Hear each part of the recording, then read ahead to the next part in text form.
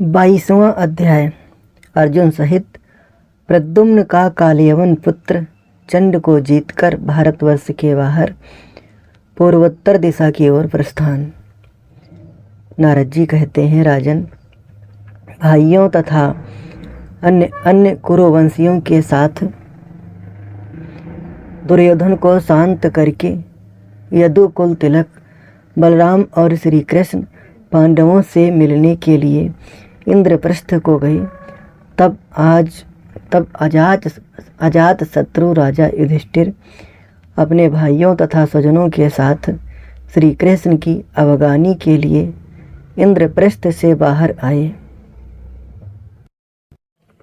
नारद जी कहते हैं, राजन, भाइयों तथा अन्य कुरुवंशियों के साथ दुर्योधन को शांत करके यदुकुल तिलक बलराम और श्री कृष्ण पांडवों से मिलने के लिए इंद्रप्रस्थ को गए। तब अजात शत्रु राजा युधिष्ठिर अपने भाइयों तथा स्वजनों के साथ श्री कृष्ण की अगवानी के लिए इंद्रप्रस्थ से बाहर आए। उनके साथ इंद्रप्रस्थ के अन्य निवासी भी शंख ध्वनि, दुंदुभी नाद, वेद मंत्रों का घोष तथा वेणु वादन पूर्वक पुष्प वर्षा करते हुए आए।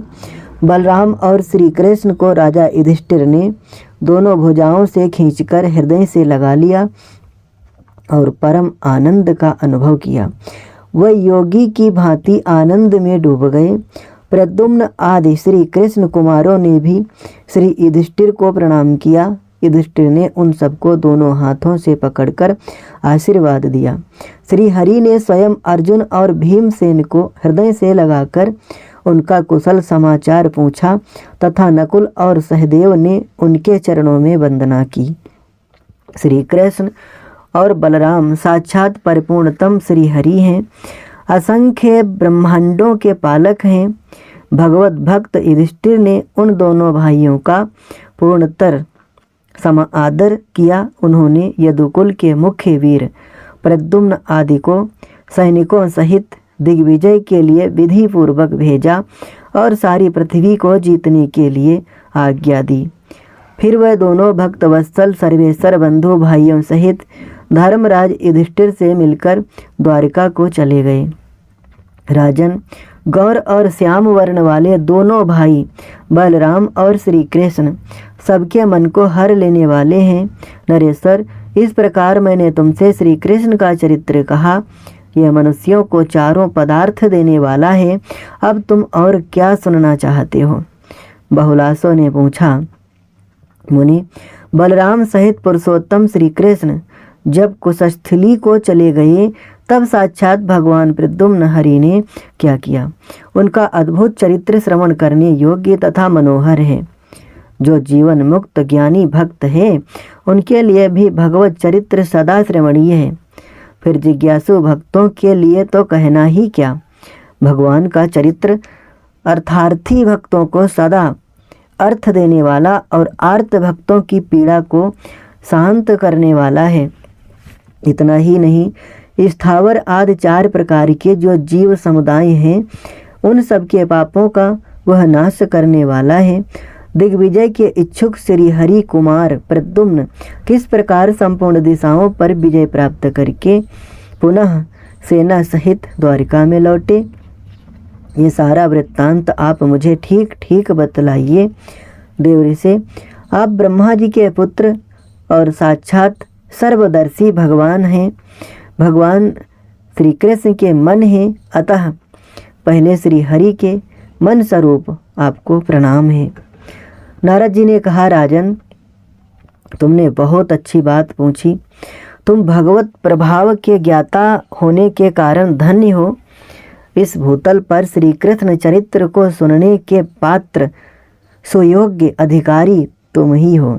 नरेश्वर, श्री कृष्ण के चले जाने पर अजात शत्रु राजा युधिष्ठिर ने शत्रुओं से प्रद्युम्न की रक्षा करने के लिए स्नेहवश उनके साथ शीघ्र ही अपने भाई अर्जुन को भी जाने की आज्ञा दे दी, क्योंकि उनके मन में बाहरी शत्रुओं से प्रद्युम्न आदि पर भय आने की आशंका हो गई थी।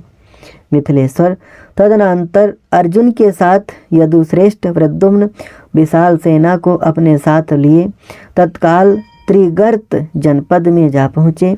त्रिगर्त के राजा धनुर्धर सुशर्मा ने संकित होकर महामना प्रद्युम्न को भेंट दी। फिर मत्स्य देश के राजा विराट से पूजित होकर यादवेश्वर प्रद्युम्न ने सरस्वती नदी में स्नान करके कुरुक्षेत्र तीर्थ का दर्शन किया। फिर प्रथोदक, बिंदु सरोवर, त्रितकूप और सुदर्शन आदि तीर्थों में होते हुए सरस्वती में स्नान करके वहाँ अनेक प्रकार के दान दे वे आगे बढ़ गए।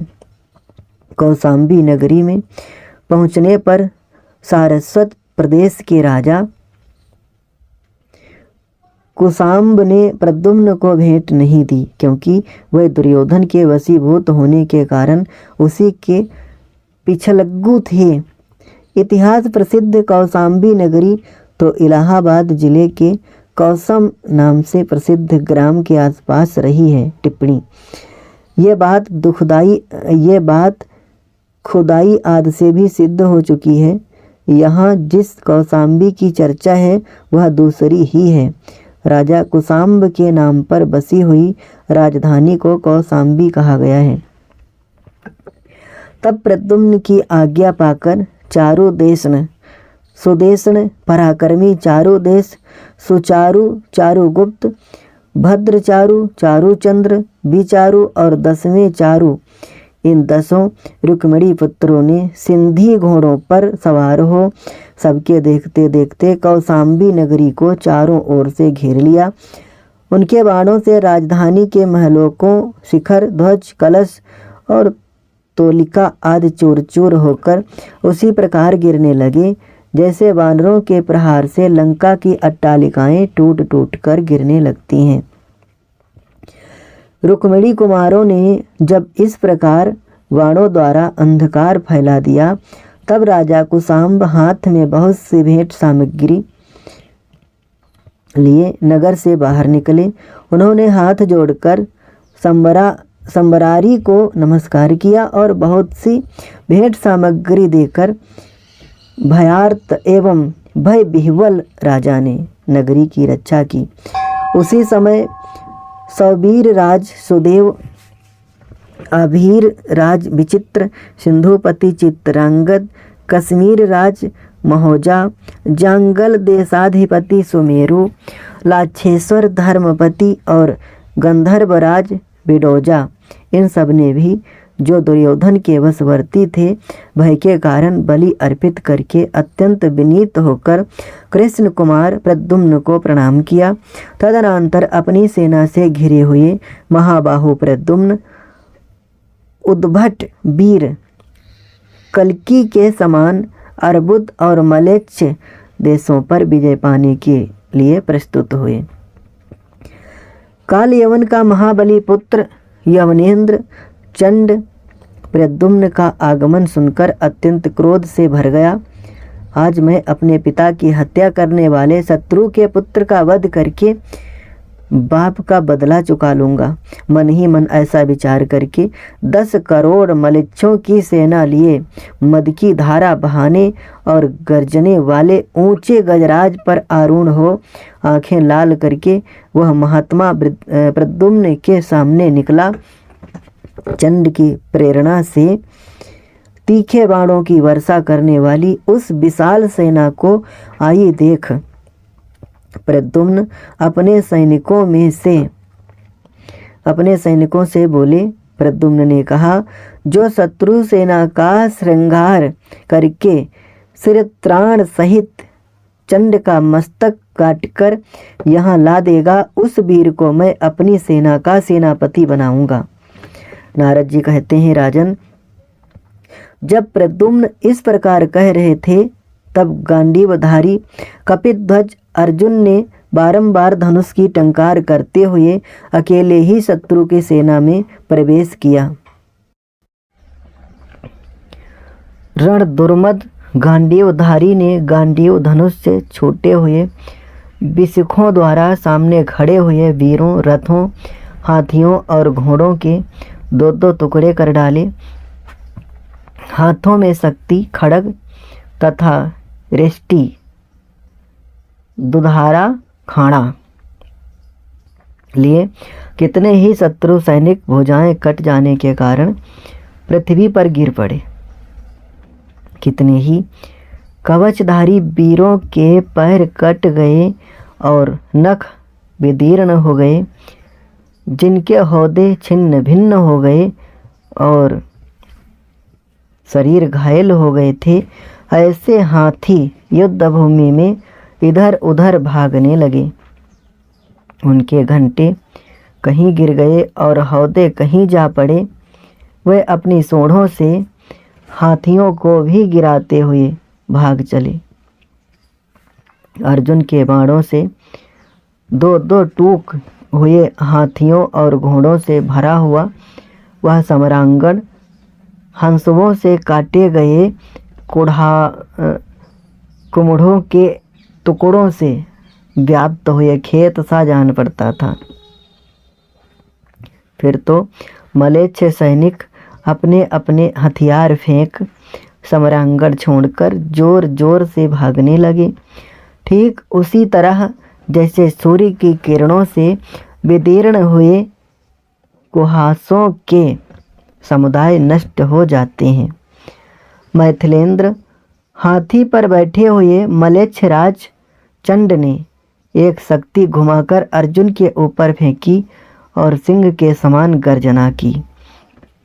राजेंद्र, बलवान श्री कृष्ण सखा अर्जुन ने विद्युत लता के समान अपने ऊपर आती हुई उस शक्ति के गांडीव मुक्त बाणों द्वारा खेल खेल में ही 100 टुकड़े कर डाले।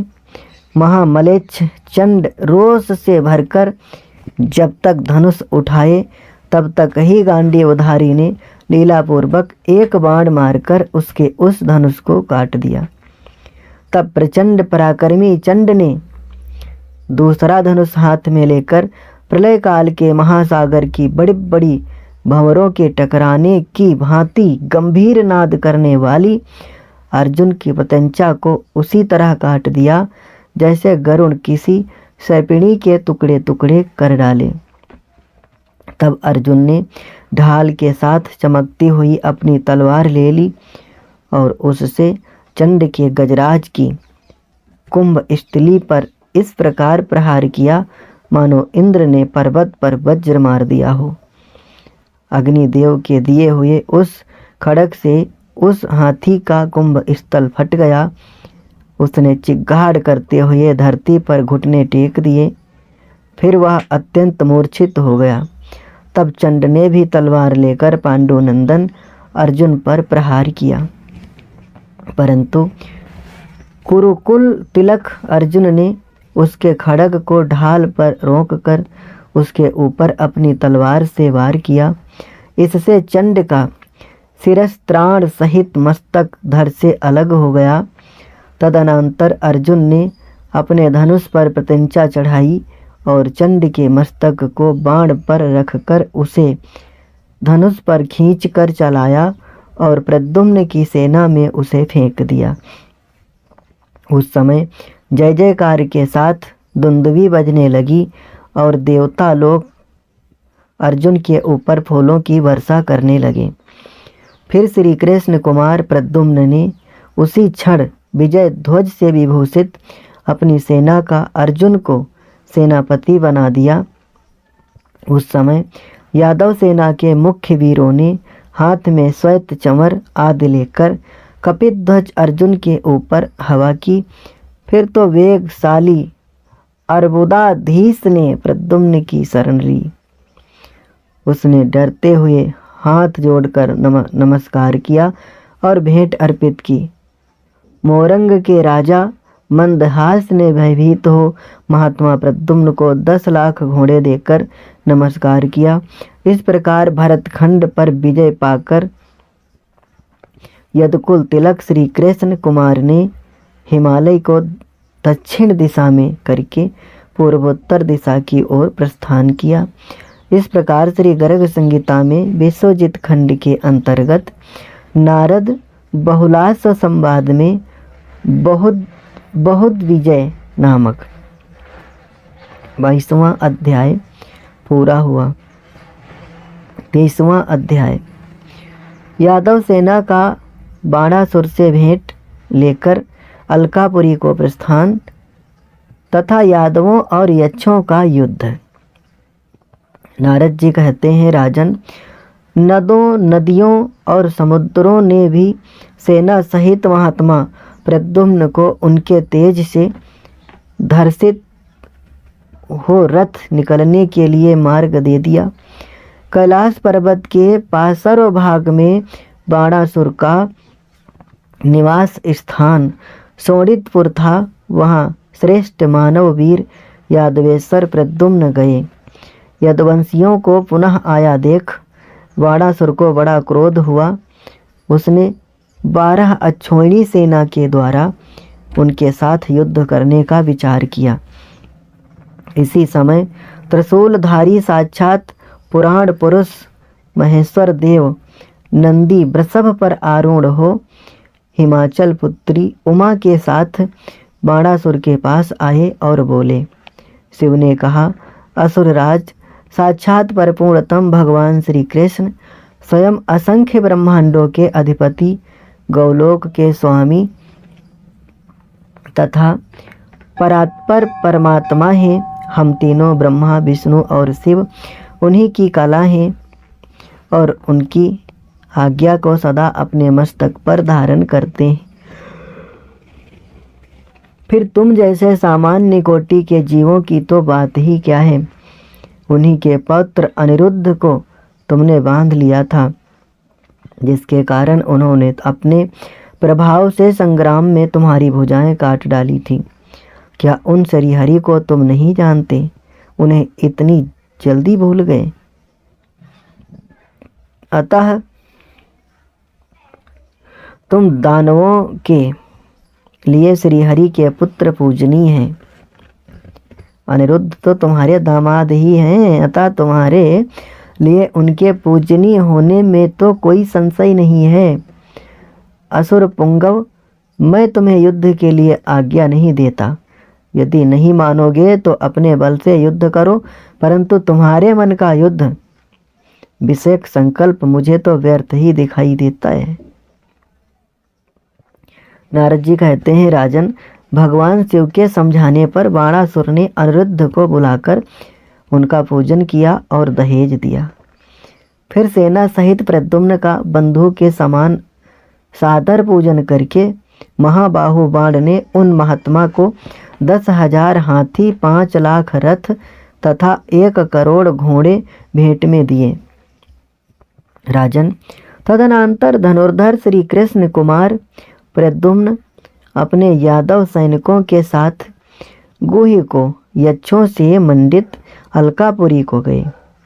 नंदा और अलकनंदा ये 2 गंगाएं परिघा यानी खाई की भांति उस पुरी को घेरे हुए हैं।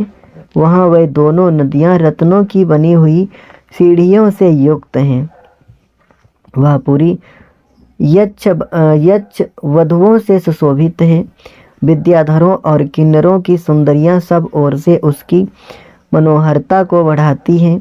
दिव्य नाग कन्याओं से सुशोभित भोगवती पुरी की भांति गुह्यक कन्याओं से अलकापुरी की शोभा हो रही थी। नरेश्वर, कुबेर ने प्रद्युम्न को भेंट नहीं दी। यद्यपि वह श्रीहरि के प्रभाव को जानते थे, तथापि उन्होंने भेंट देना स्वीकार नहीं किया।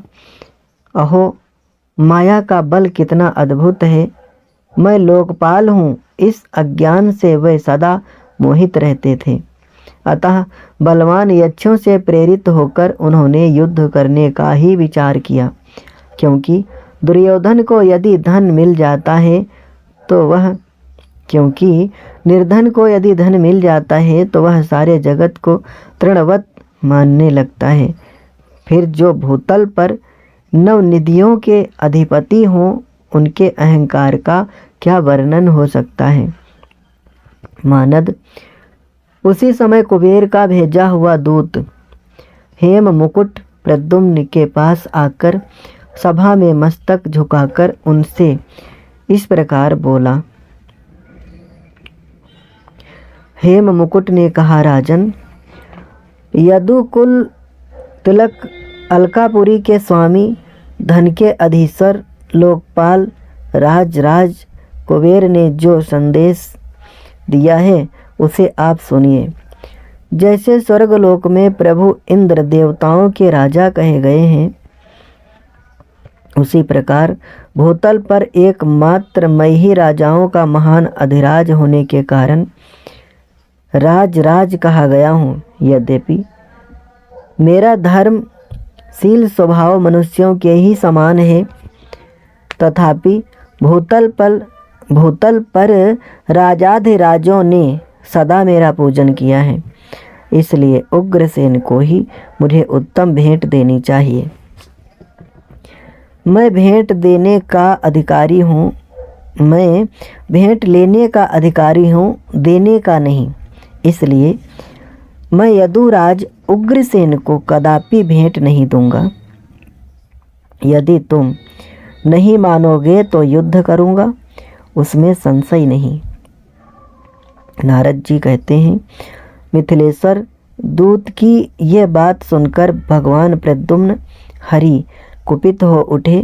रोष से उनकी आंखें लाल हो गईं और होंठ फड़कने लगे। प्रद्युम्न बोले, वृषणी वंशियों के स्वामी उग्रसेन राजों के भी इंद्र हैं। तुम्हारे स्वामी राज कुबेर उन्हें अच्छी तरह नहीं जानते। साक्षात इंद्र आदि देवता भी उनकी चरण पादुकाओं पर अपने मुकुट रगड़ते हैं। इंद्र ने भय से ही उनकी सेवा में अपनी सुधर्मा सभा और पारिजात वृक्ष अर्पित कर दिए हैं। वरुण ने श्यामकर्ण घोड़े देकर उन्हें प्रणाम किया है। इन्हीं डरपोक राज ने उनके पास नवोनिधियाँ पहुँचाई हैं। फिर भी उन महाबली महाराज को ये राज नहीं जानते। उन यादव राज की सभा में असंख्य ब्रह्मांडों के अधिपति साक्षात परिपूर्णतम भगवान श्री कृष्ण स्वयं विराजते हैं। ये सारा भूमंडल जिनके एक मस्तक पर तिलक के समान दिखाई देता है, वे सहस्त्र मस्तक वाले अनंत देव भी उग्रसेन की सभा में नित्य विराजमान रहते हैं। महाराज उग्रसेन ने मुझे महात्मा कुबेर के लिए नाराचों यानी बाणों की भेंट देने के निमित्त यहाँ भेजा है, अतः इस समय मैं यही करूँगा। नारद जी कहते हैं, राजन, यूँ कहकर प्रचंड पराक्रमी प्रद्युम्न ने अपना कोदंड उठाया और भुज दंडों से धनुष की डोरी खींचते हुए डंकार ध्वनि की प्रत्यंचा के आस्फोटन से ही विद्युत की गड़गड़ाहट के समान भयंकर शब्द प्रकट हुआ। उससे 7 लोकों तथा पातालों सहित सारा ब्रह्मांड गूंज उठा। राजन, दिग्गज विचलित हो गए, तारे टूटने लगे और भूखंड मंडल हिल उठा। धनुर्धारियों में श्रेष्ठ प्रद्युम्न ने तरकस से एक बाण खींचकर उसे अपने धनुष की प्रत्यंचा पर रखा और उसे छोड़ दिया। 12 सूर्यों के समान तेजस्वी उस बाण ने संपूर्ण दिग्मंडल को प्रकाशित करते हुए गुह्यक राज के छत्र और चमर को काट दिया। ये अत्यंत विचित्र कांड देखकर राज कुबेर के क्रोध की सीमा न रही। वह पुष्पक विमान पर आरूढ़ हो सैनिकों के साथ युद्ध की कामना से पुरी के बाहर निकले। उनके साथ घंटानाद और पासरोमौली नामक यक्ष मंत्री भी थे। कुबेर के नलकूबर और मणिग्रीव नामक दोनों पुत्र ध्वज के अग्रभाग में सुशोभित हो रहे थे। उनकी सेना के कुछ यक्ष अश्वमुख थे, कितने ही यक्षों के मुख सिंह के समान थे। कुछ सूंस और मगर के समान मुख वाले थे। कोई आधे पीले और आधे काले थे। किन्हीं के केस ऊपर की ओर उठे थे। वे सब के सब मद से उन्मत्त थे।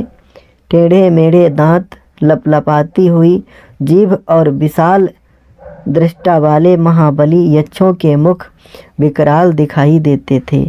वे कवच तथा ढाल तलवार धारण किए हुए थे। शक्ति, रिष्टि, भुसुंडी और परिघ ये आयुध उनके हाथों में देखे जाते थे।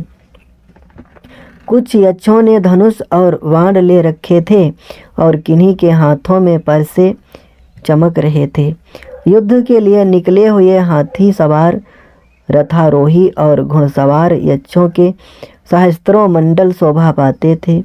शंख और दुंदुभियों की ध्वनि से तथा सूत, मांगध और बंदीजनों के स्तुति पाठ से भूतल पर कुबेर के वीर सैनिक आकाश में विद्युत गर्जना से युक्त मेघों के समान जान पड़ते थे। विदेहराज, इस प्रकार दिव्य महायोग में सिद्ध क्षेत्र से करोड़ों मतवाले यक्ष निकल पड़े। उनके आ जाने पर प्रमथों की विशाल सेना उनकी सहायता के लिए आ पहुंची। कितने ही भूत और प्रमथ विकराल वदन और मदोन्मत्त दिखाई देते थे। उनके साथ डाकिनियों के समुदाय, यातुधान, बैताल, विनायक, कुष्मांड, उन्माद, प्रेत, मातृकागण, निशाचर, पिशाच, ब्रह्मराक्षस और भैरव भी थे, जो भीषण गर्जना करते हुए मारो काटो फाड़ो की रट लगा रहे थे। इस प्रकार वहाँ करोड़ों भूतावलियाँ आ पहुँची, जो संवर्तक मेघों की भांति पृथ्वी और आकाश को आच्छादित किए हुए थीं। मोर पर बैठे हुए स्वामी कार्तिकेय तथा चूहे पर चढ़े हुए गणेश जी डमरू की ध्वनि के साथ वीरभद्र को लिए सबसे आगे आ पहुँचे। प्रमथगण उन दोनों के यश का गान कर रहे थे। इस प्रकार पुण्यजनों का यादवों के साथ तुमुल युद्ध आरंभ हुआ, जो अद्भुत और रोमांचकारी था। रथी रथियों से, पैदल पैदलों से, घोड़े घोड़ों से और हाथी हाथियों से परस्पर जूझने लगे। राजेंद्र, रथ, हाथी, घोड़े और पैदलों के पैरों से उड़ी हुई धूल ने सूर्य सहित आकाश मंडल को ढक दिया। इस प्रकार श्री गर्ग संहिता में विश्वजित खंड के अंतर्गत नारद बहुलास संवाद में यादव सेना की यक्षदेश पर चढ़ाई नामक 23वां अध्याय पूरा हुआ। 24वां अध्याय यादव सेना और यक्ष सेना का घोर युद्ध। श्री नारद जी कहते हैं, राजन, अस्त्र शस्त्रों की वर्षा से वहाँ अंधकार छा जाने पर महाबली मणिग्रीव ने बाणों द्वारा वैरी वाहिनी का उसी प्रकार विध्वंस आरंभ किया, जैसे कोई कटु वचनों द्वारा मित्रता का नाश करते। मणिग्रीव के बाण समूहों से छत बिछत हो हाथी, घोड़े, रथ और पैदल सैनिक आंधी के उखाड़े हुए वृक्षों की भांति धराशायी होने लगे। उस समय श्री कृष्ण और सत्यभामा के बलवान पुत्र चंद्रभानु ने 5 बाण मारकर मणिग्रीव के कोदंड को खंडित कर दिया तथा 10 बाणों से उसके रथ का छेदन करके बलवान चंद्रभानु घन के समान गर्जना करने लगे। ये देख मणिग्रीव ने भी चंद्रभानु पर अपनी शक्ति चलाई। मैथिल, वह शक्ति संपूर्ण दिशाओं को प्रकाशित करती हुई बड़ी भारी उल्का के समान गिरी, परंतु चंद्रभानु ने खेल सा करते हुए उसे बाएं हाथ से पकड़ लिया। उन्होंने उसी शक्ति के द्वारा सम्रांगण में महाबली मणिग्रीव को घायल कर दिया। तत्पश्चात महाबली चंद्रभानु उस रणभूमि में पुनः गर्जना करने लगे। उस प्रहार से मणिग्रीव मूर्छित होकर पृथ्वी पर गिर पड़े। तब नलकूबर की प्रेरणा से असुरों ने बाणों का जाल सा बिछाकर चंद्रभानु को उसी प्रकार आच्छादित कर दिया जैसे बादल वर्षा काल के सूर्य को ढक देते हैं। तब श्री कृष्ण पुत्र दीप्तिमान खड्ग हाथ में लेकर बड़े वेग से यक्षों की सेना में इस प्रकार घुस गए मानो सूर्य ने कुहासे के भीतर प्रवेश किया हो। उनके खड्ग प्रहार से कितने ही यक्षों के दो दो टुकड़े हो गए, कितने ही मस्तक, पैर, कंधे, बाहें, हाथ, कान और ओठ छिन्न भिन्न हो जाने के कारण युद्ध में पृथ्वी पर गिर पड़े। किरीट, कुंडल और शिरस्त्राणों सहित उनके कटे हुए बीभत्स मस्तक रक्त की धारा बहा रहे थे और उनसे ढकी हुई रणभूमि महामारी सी जान पड़ती थी। मरने से बचे हुए घायल यक्ष भय से विह्वल होकर भाग गए। मिथिलेश्वर, उस समय यक्ष सैनिकों में हाहाकार मच गया। तब कवचधारी नलकूबर धनुष की टंकार करते हुए बहुत ऊंची पताका वाले रथ पर आरूढ़ हो वहां आ पहुँचे और डरो मत यूँ कहकर अपने सैनिकों को अभयदान देने लगे। नलकूबर ने 5 बाणों से कृतवर्मा पर, 10 बाणों से अर्जुन पर और 20 बाणों से दीप्तिमान पर प्रहार किया। राजन, तब महाबाहु कृतवर्मा ने अपने सिंहनाद से संपूर्ण दिशाओं को निनादित करते हुए 5 बिसिखों द्वारा नलकूबर को करारी चोट पहुंचाई। वह बाण नलकूबर का कवच फाड़कर शरीर को छेदते हुए सबके देखते देखते धरातल में उसी प्रकार समा गए जैसे सर्प बांबी में घुस जाते हैं। कृतवर्मा के बाण से अंग विदीर्ण हो जाने के कारण नलकूबर को मूर्छित हुआ देख सारथी हेममाली उन्हें रणभूमि से दूर हटा ले गया।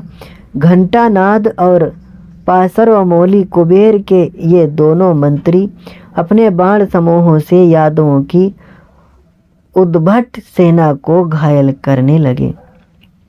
गृध्र पक्ष से युक्त सुनहले पंख और तीखे मुख वाले मन के समान वेगशाली उन दोनों के बाण सूर्य की किरणों के समान संपूर्ण दिशाओं को उद्भासित कर रहे थे। तदनंतर महावीर अर्जुन ने उन मंत्रियों के बाणों के उत्तर में बहुत से बाण चलाना आरंभ किया। दोनों ओर चलने वाले बाणों के संघर्ष से युद्ध भूमि में हजारों विस्फुटिंग अग्नि बाण प्रकट होने लगे। नरेश्वर, आकाश में खद्योतों की भांति चमकने वाले वे चंचल विस्फुलिंग अलात चक्र की भांति शोभा पाने लगे। रण दुर्मद वीर गांडीवधारी अर्जुन ने गांडीव धनुष से छोटे हुए विशखों द्वारा उस समस्त बाण समूह को क्षण मात्र में काट गिराया।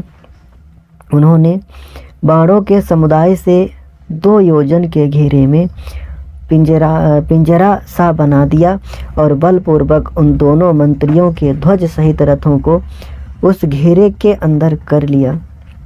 वे दोनों मारे गए यह जानकर समस्त पुण्यजन यक्ष तत्काल युद्ध छोड़कर हाहाकार करते हुए भाग चले। उसी समय करोड़ों भूत वृंद युद्ध भूमि में आ गए। राजन, कोटि कोटि डाकिनियां रणभूमि में हाथियों को उठा कर फेंकने लगी। मनुष्यों, घोड़ों तथा रथियों को पृथक पृथक मुंह में डालकर चबाने लगी। एक एक मानव के पीछे एक एक भूत लगा था। 10 के साथ 10 भूत दौड़ते दिखाई देते थे। प्रमथ गणों ने खड़वांग से बारंबार लोगों को मारा और गिराया। यातुधानियाँ रणमंडल में नरमुंडों को चबा रही थीं। बेतालगण खप्पर में बहुत सा रक्त ले लेकर पी रहे थे। विनायक नाचते और प्रेत गाते थे। कुष्मांड और उन्माद उस युद्ध भूमि में गिरे हुए मस्तकों का संग्रह करते थे। स्वर्गगामी वीरों के मस्तकों का उनके द्वारा किया जाने वाला वह संग्रह भगवान शिव की मुंडमाला बनाने के लिए था। मातृगण ब्रह्म राक्षस और भैरव उस युद्ध में कटकर गिरे हुए मस्तकों को गेंद की तरह बारंबार उछालते फेंकते हुए हंसते खिलखिलाते और अट्टहास करते थे। विकराल मुख वाले पिशाच बुरी तरह कूद फांद रहे थे। पिशाचनियाँ युद्ध में बच्चों को गरम गरम रक्त पिलाती थीं और बच्चों को आश्वासन देते हुए कहती थीं, बेटा मत रोवो, हम तुम्हें इन लोगों की आंखें भी निकाल निकाल कर देंगी।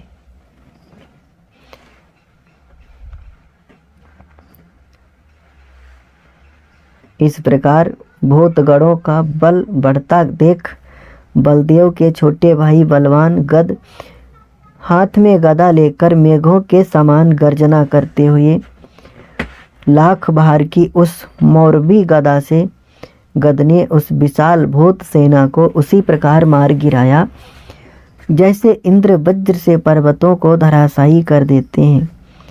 गदा की मार से मस्तक फट जाने के कारण बहुत से कुष्मांड, उन्माद, बेताल, पिशाच और ब्रह्म राक्षस मूर्छित होकर भूमि पर गिर पड़े। गद ने सम्रांगण में डाकिनियों के दांत तोड़ डाले, प्रमथों के कंधे विदीर्ण कर दिए और धानों के मुख छिन्न भिन्न कर डाले। राजन, गदा से रौंदे गए प्रेत दसों दिशाओं में उसी तरह भाग चले जैसे प्रलय काल के समुद्र में भगवान वाराह की दाढ़ से अंग भंग होने के कारण दैत्य पलायन कर गए थे। भूतगणों के भाग जाने पर वीरभद्र सामने आया। उस बलवान भूतनाथ ने बलदेव के छोटे भाई गद को गदा से मारा। गद ने उसकी गदा को अपनी गदा पर रोक लिया और फिर अपनी गदा उसके ऊपर चलाई। मैथिलेश्वर, वीरभद्र और गद में बड़ा भयंकर गदा युद्ध हुआ। वह दोनों ही गदाएं आग की चिंगारियां छोड़ती हुई परस्पर टकराकर चूर चूर हो गईं। फिर एक दूसरे को ललकारते हुए उन दोनों में मल्लयुद्ध छिड़ गया। वह भुजाओं, घुटनों और पैरों के आघात से पर्वतों को गिराते हुए लड़ने लगे। वीरभद्र ने बलपूर्वक करवीर पर्वत को उखाड़कर अष्टहास करते हुए उसको गद के ऊपर फेंका। गद ने उस पर्वत को पकड़ लिया और फिर उसी के ऊपर उसे दे मारा। तब बलवान वीरभद्र ने वीरवर गद को पकड़कर बड़े वेग से आकाश में लाख योजन दूर फेंक दिया। वहां से भूमि पर गिरने पर गद के मन में कुछ व्याकुलता हो गई। फिर महाबली गद ने वीरभद्र को भी उठा लिया और वेग से घुमाकर शीघ्र ही उसे भी लाख योजन दूर फेंक दिया। वीरभद्र कैलाश पर्वत के शिखर पर गिरा। गदा के प्रहार से वह पीड़ित था ही, अतः 2 घड़ी तक मूर्छा में पड़ा रहा। तदनंतर शक्ति उठाए स्वामी कार्तिकेय बड़े वेग से युद्ध भूमि में पहुँचे। उन्होंने अनिरुद्ध और सांब को लक्ष्य करके शीघ्र ही अपनी शक्ति चलाई। अनिरुद्ध के रथ का भेदन कर सांब को घायल करके उनके रथ को भी तोड़ती हुई वह शक्ति उस युद्ध भूमि में सहस्त्रों हाथियों, रथों और लाखों वीरों को मारकर 10 दिशाओं में चमकती और कड़कती हुई बिजली की सी तरह फुफकारती सर्पिणी के समान भूमि में समा गई। तब क्रोध से भरे महाबाहु जाम्बवती कुमार सांब ने प्रत्यंचा का घोष करते हुए तरकस से एक बाण निकाला। वह बाण एक होता हुआ भी तरकस से बाहर निकलते ही 10 हो गया। धनुष पर रखते समय 100 और खींचते समय उसने सहस्त्र रूप धारण कर लिया। छूटते समय उस बाण के लाख रूप हो गए और लक्ष्यों तक पहुँचते पहुँचते उसने कोटि रूप धारण कर लिए। इस प्रकार उस अनेक रूपधारी विशिखी ने सिखी मोर और विशिखी वाहन इस प्रकार उस अनेक रूपधारी विशिख ने सिखी मोर और सिखी वाहन स्वामी कार्तिकेय को घायल करके समरांगण में कोटि कोटि वीरों को विदीर्ण कर डाला। कार्तिकेय के छत बिछत होने और कुछ व्याकुल चित्त हो जाने पर चूहे पर चढ़े हुए गणेश्वर गजानन वहां आ पहुँचे। उनके कुंभ स्थल पर गौमूत्र, सिंदूर और कस्तूरी के द्वारा विचित्र पत्र रचना की गई थी। उनका सुंदर वक्र कुंड कुमकुम से आलिप्त था। सिंदूर पूर्ण कपोलों के कारण उनकी बड़ी मनोहर आभा दिखाई देती थी। कानों का उज्जवल वर्ण मानो कपूर की धूल से धवलित किया गया था। उनके कपोलों पर बहती हुई मदधारा से जिनके अंग विह्वल हो रहे थे, वह मतवाले भ्रमर उनके चंचल कर्णतालों से आहत हो गुंजारव करते हुए मानो संगीत ताल और वासंतिक राग की सृष्टि कर रहे थे। उन मदपों से सेवित भाल चंद्रधारी गणपति अनुपम शोभा पा रहे थे। उनकी अंग कांति बाल रवि के समान अरुणोज्ज्वल थी। उनकी बाहों में निर्मल अंगद, गले में हेम निर्मित हार और हंसुली थी तथा मस्तक पर धारण किए हुए मुकुट की किरणों के द्वारा वह सब ओर से दिदीप्यमान दिखाई देते थे। वह चूहे पर विराजमान थे। उनके मुख में एक ही दांत था। गजाकार भव्य मूर्ति शोभा पा रही थी। उन्होंने हाथों में पास, अंकुश, कमल और कुठार समूह धारण कर रखे थे। उनका कद ऊंचा था। उनके 4 भुजाएं थीं।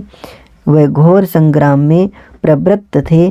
किन्हीं शस्त्रधारियों को सूंड में लपेटकर अपने अंकुश की मार से उनका कचूमर निकाल देते थे।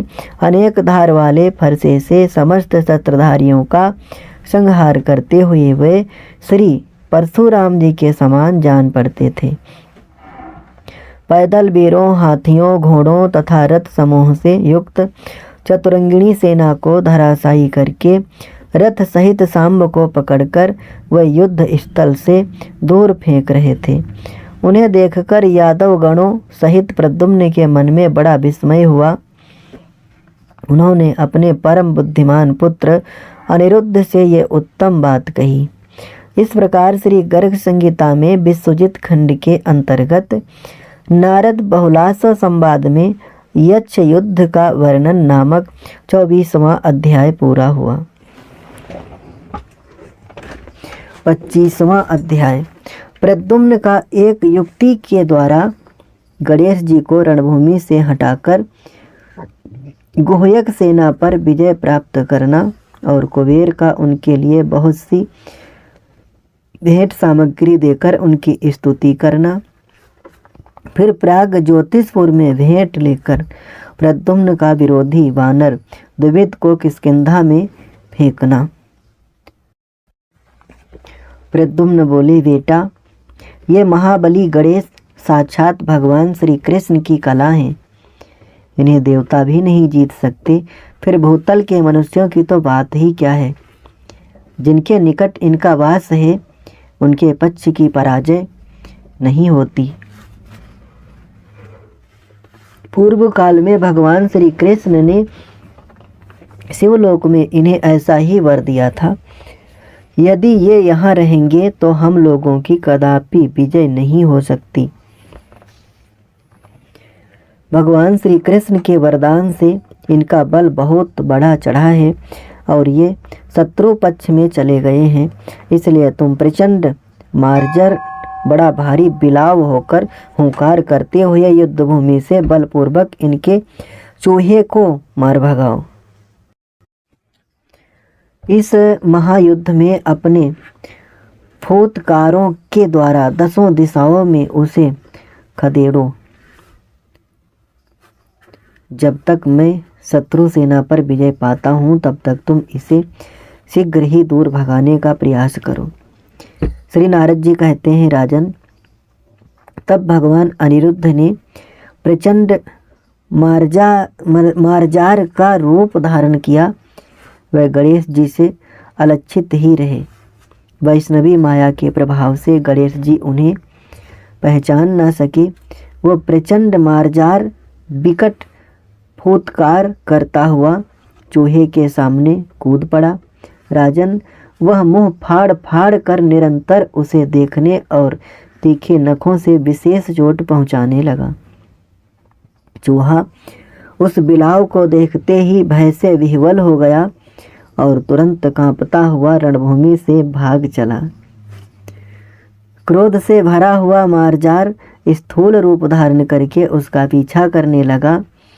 गणेश जी बारंबार उस चूहे को युद्ध भूमि की ओर लौटाने का प्रयत्न करने लगे, किंतु प्रचंड मार्जार से पीड़ित चूहा युद्ध भूमि की ओर नहीं लौटा। मैथिल वह 7 द्वीपों 7 समुद्रों दिशाओं और विदिशाओं में तथा ऊपर के 7 लोकों में भागता फिरा, किंतु उसे कहीं भी शांति नहीं मिली। राजन, गणेश जी को पीठ पर लिए वह चूहा जहाँ जहाँ गया वहाँ वहाँ प्रचंड पराक्रमी मार्जार भी उसका पीछा करता रहा। इस प्रकार चूहे सहित गणेश जी जब सुदूर दिशाओं में चले गए और अपने पक्ष के सभी प्रमथगण विस्मित हो गए, तब पुष्पक विमान पर बैठे हुए कुबेर ने अपनी गुह्यक संबंधिनी माया फैलाई। अपना दिव्य धनुष लेकर महेश्वर को नमस्कार करके उन्होंने मंत्र सहित कवच धारण किया और बाण समूहों का संधान किया। उसी समय आकाश में प्रलयकालिक मेघ छा गए। बिजलियों की गड़गड़ाहट और महाभयंकर मेघों की घटा से अंधकार फैल गया। हाथी के समान मोटे मोटे जलबिंदु और ओले गिरने लगे। बादल अत्यंत भयंकर जलधाराओं की वृष्टि करने लगे। क्षण भर में समस्त समुद्रों ने भूतल को अपलावित कर दिया। रणमंडल में सजीव पर्वत दिखाई पड़ने लगे। प्राकृत प्रलय हुआ। जान यादव भय से विह्वल हो गए। वह अस्त्र शस्त्र त्याग कर बारंबार श्री कृष्ण पुकारने लगे। गुहिकों की उस माया को जानकर भगवान श्री प्रद्युम्न हरि ने अपनी सात्विकता का विद्या को, जो समस्त मायाओं को नष्ट करने वाली है, जपकर बाण के बीच में काम बीज कलिंग की स्थापना की। फिर उसके मुख पर प्रणव तथा श्री बीज ओम श्रीं का संधान करके उसे कान तक खींचा और चतुर्भुज श्री कृष्ण का स्मरण करके विद्युत के समान टंकार ध्वनि करने वाले धनुष से भुजदंडों द्वारा उस विशिखी को चलाया। कोदंड दंड से छूटे हुए उस विशिख ने दिग्मंडल को अद्योतित करते हुए उस गुह्यक संबंधी माया को उसी तरह नष्ट कर दिया जैसे सूर्यदेव अंधकार का ध्वंस कर देते हैं। ये देख पुष्पक पर बैठे हुए गजराज कुबेर भयभीत हो कांप उठे और यक्षों के साथ सम्रांगण से भागकर अपनी पुरी को चले गए। देवता लोग प्रद्युम्न के ऊपर फूलों की वर्षा करने लगे। समस्त यादव जय जयकार करते हुए हर्ष के साथ हंसने लगे। राजन, उस समय अत्यंत हर्षित हो राज कुबेर हाथ जोड़ भेंट लेकर शीघ्र ही प्रद्युम्न के सामने गए। राजन, 2 सूंडों से सुशोभित और 4 दांतों से युक्त, ऊंचाई में पर्वतों से भी होड़ लेने वाले 2 लाख मध्यवर्षी हाथी, मोती की बंधनवारों से सुशोभित, स्वर्ण निर्मित, सूर्य तुल्य तेजस्वी एवं 100 घोड़ों से खिंचे हुए 10 लाख रथ, चंद्रमा के समान श्वेत कांति वाले 10 अरब घोड़े, माणिक के जड़ित 4 लाख चमकीली शिविकाएं तथा पिंजरों में बंद 2 लाख सिंह कुबेर ने प्रद्युम्न को भेंट किए। विदेहराज चीते, मृग, गवय और शिकारी कुत्ते 1-1 करोड़ की संख्या में दिए। नृपेश्वर पिंजरों में विराजमान तोता, मैना, कोकिल, सुनहरे हंस और अन्य विचित्र पक्षी राजराज ने लाख लाख की संख्या में अर्पित किए। कुबेर ने विश्वकर्मा का बनाया हुआ विष्णु दत्त नामक एक विमान भी दिया, जिसमें मोती की झालरें लटक रही थीं। उसकी ऊंचाई 8 योजन और लंबाई चौड़ाई 9 योजन की थी।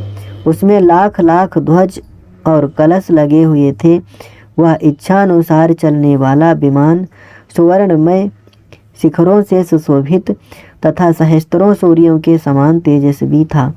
मैथिल, उसके अतिरिक्त सहस्त्रों कल्प वृक्ष, सैकड़ों कामधेनुएं, 100 चिंतामणियाँ तथा 100 दिव्य पारस पत्थर भी कुबेर ने दिए, जिनके स्पर्श से लोहा भी सोना हो जाता है।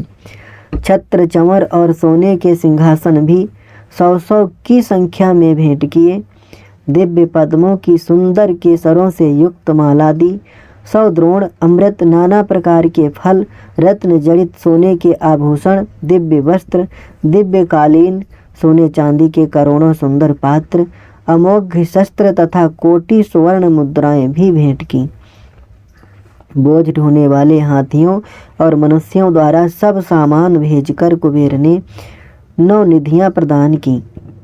इस प्रकार महात्मा प्रद्युम्न को भेंट सामग्री अर्पित करके राजराज ने उनकी परिक्रमा की और हर्ष से भरकर प्रणाम पूर्वक उनसे कहा। कुबेर बोले, आप भगवान महात्मा पुरुष हैं, आपको नमस्कार है। आप अनादि सर्वज्ञ निर्गुण एवं परमात्मा हैं। प्रधान और पुरुष दोनों के नियंता और प्रत्येक चैतन्य धाम है। आपको बारंबार नमस्कार है। स्वयं ज्योति स्वरूप और श्यामल अंग वाले आपको नमस्कार है। आप वासुदेव को नमस्कार, संकर्षण को नमस्कार, प्रद्युम्न, अनिरुद्ध एवं सातत भक्तों के प्रतिपालक आपको नमस्कार है। आप ही मदन, मार और कंदर्प आदि नामों से प्रसिद्ध हैं।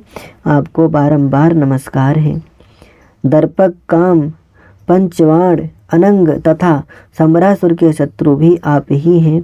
आपको नमस्कार है। हे मनमथ, आपको नमस्कार है। हे मीन केतन, आपको नमस्कार है। आप मनोभव देव तथा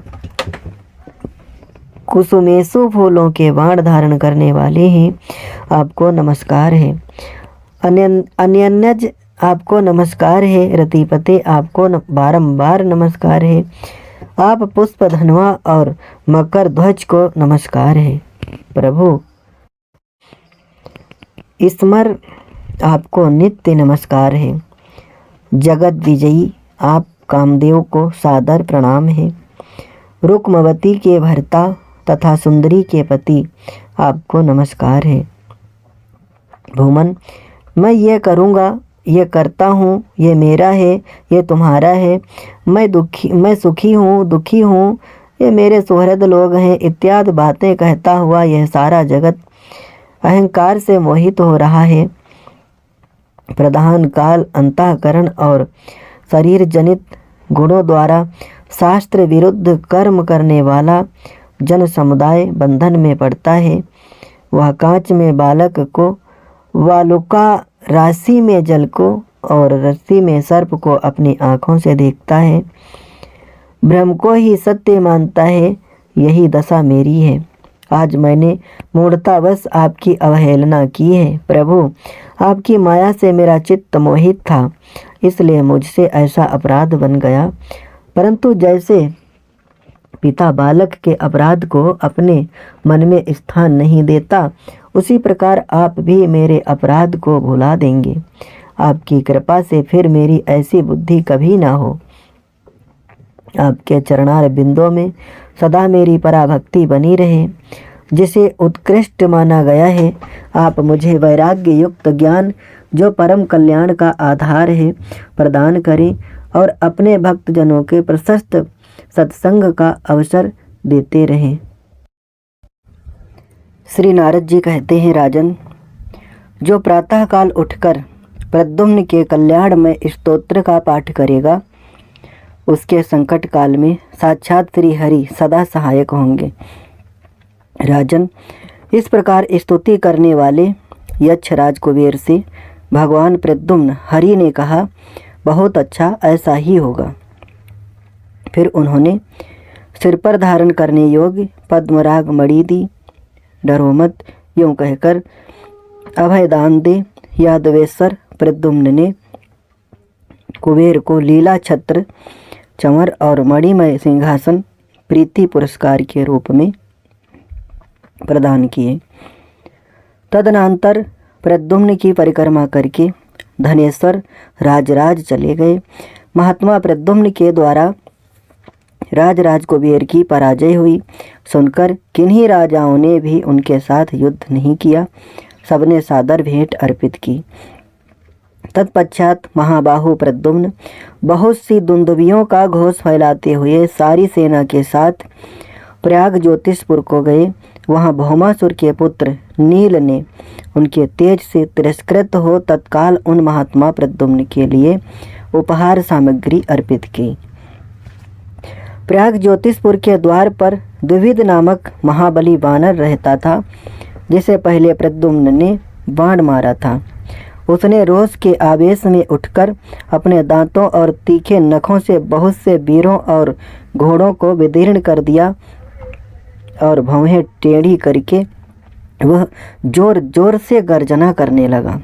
उसने बहुत से रथों को अपनी पूंछ में बांधकर खारे पानी के समुद्र में फेंक दिया और दोनों हाथों से हाथियों को पकड़कर बलपूर्वक आकाश में उछाल दिया।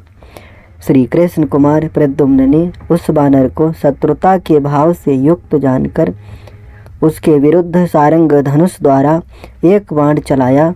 उस बाण ने उसे